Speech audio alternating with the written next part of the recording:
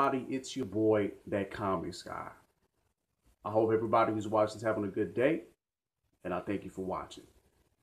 For today's video, I'm going to be talking about the legacy of Resident Evil 4.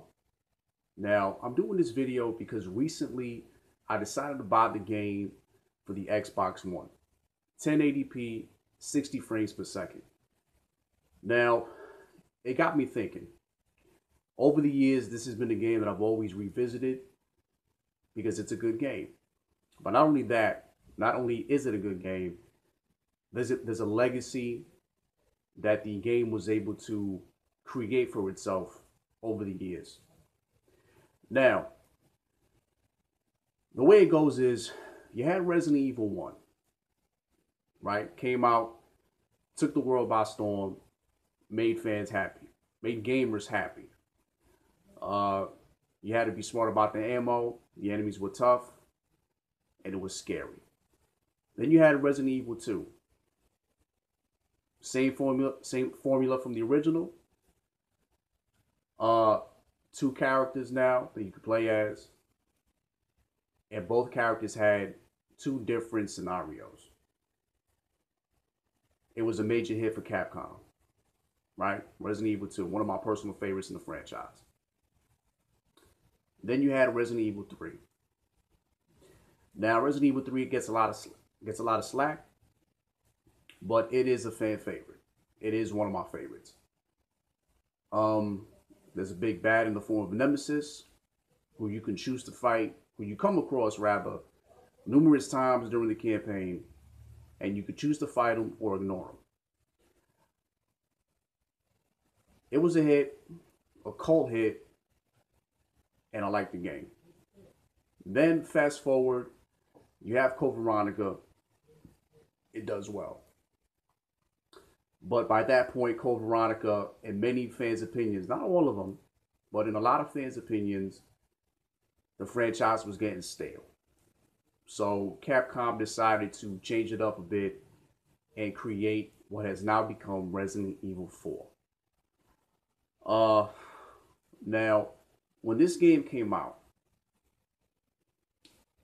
just like the original did back in the day, back in 95 or 96-ish, it surprised everybody. It had a long campaign, variety in enemies.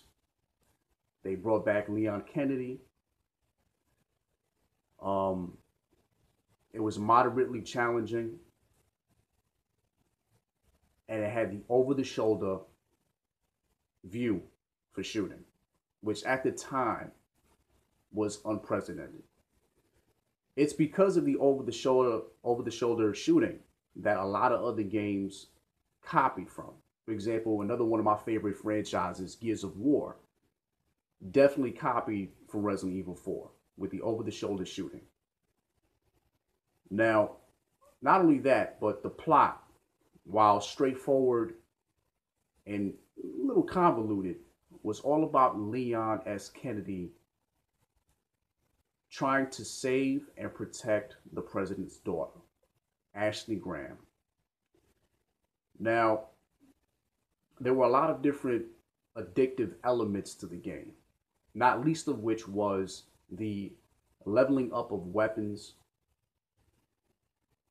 which enabled you to dispatch of enemies who would otherwise give you a hard time if your weapons weren't upgraded, and to help you along your path. Now, this game is still, in my opinion, a masterpiece. If you've never played it, you're missing out.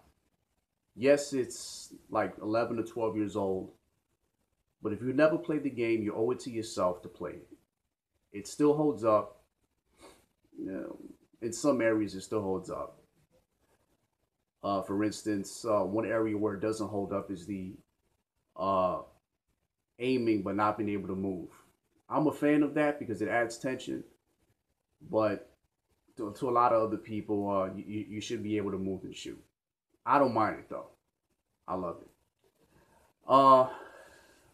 The boss battles were outstanding.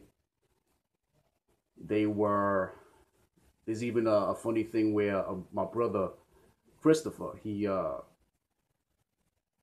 figured out how to go on top of one of the El Gigantes, which we didn't know at the time. So he shoots it, he gets near it, he presses, I believe, X or square or whatever, and he was able to jump and start slashing at the parasite that sprouted off its back, which caught us by surprise because we had no idea that was even a thing. One other thing was, when the game came out, it came out exclusively for the GameCube. Exclusively for the GameCube at first. But as time went on and people started hearing about it, playing it, it started to get to Capcom's attention. And they realized that they had to port the game to another console. That other console was, I believe, I actually don't remember, but they ported it to the PS2, I believe, and it caught fire. It caught fire. It was slightly flawed in that, you know, little criticism of mine was the costumes that you would have Leon wear in the PS2 version wouldn't show up in the cutscenes.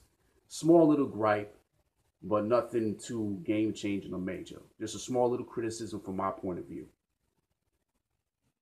So, playing the game now, it brought back memories, and it made me want to do this video. For those of you who have played the game over the years, you know exactly what I'm talking about. Okay, you know exactly what I'm talking about. Resident Evil 4 is a fun, kick-ass game. Sadly, to a lot of people, the franchise started to go downhill after 4, starting with 5 and then 6. Me, I have no problems. Well, a little bit of problems with Resident Evil 5, but Resident Evil 5 is okay. Resident Evil 5 is okay. I would have preferred if there was an option to play this RE5 campaign solo and then, you know, as an option, and then still have Sheva Alomar in the cutscenes. I think that would have made a lot of people happy. Resident Evil 6, I mean, I didn't mind it too much at the time. It came out October 2012. Didn't mind it. The Mercenaries mode was fun. But looking at it now, it has a very, very sloppy plot to an extent. There's elements of the plot that unless you really pay attention, you might be lost. For example, there's one element to the plot where there's 2 Adas. And for people jumping into RE for the first time, they play in RE6 and it's like, well, why is there 2 Adas? Unless you really pay attention and you read the files and the synopsis of the story, casuals, there's no doubt that there were some casuals that were lost in terms of the plot. All in all, Resident Evil 4, with Leon as the main character, is a classic, awesome video game. If you never played it, you owe it to yourself to do so. And if you've played it already and it's been a couple of years, why not go at it again? Anyway, let me know what you guys think in the comments below. And I'll see you guys next time. Peace.